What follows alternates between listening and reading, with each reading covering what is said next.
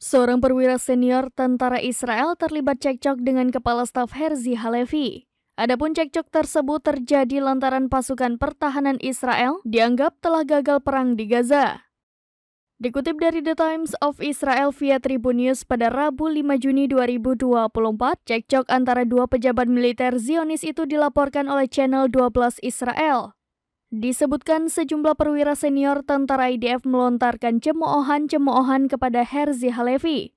Mereka terlibat adu mulut yang sengit lantaran kerugian yang terus diderita IDF dalam serangan ke Gaza. Para jenderal IDF menyalahkan Halevi atas kerugian yang diderita oleh Israel. Mereka mengaku terseok-seok di Gaza dan merasa tidak akan meraih kemenangan. Bahkan para jenderal IDF mengaku tidak diajak berkonsultasi ketika mengambil keputusan. Sementara Halevi mengaku bahwa dirinya sedang berfokus melakukan pencapaian pada tujuan perang.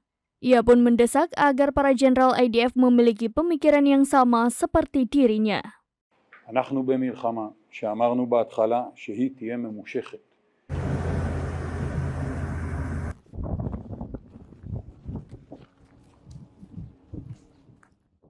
Download Tribun X sekarang, menghadirkan lokal menjadi Indonesia.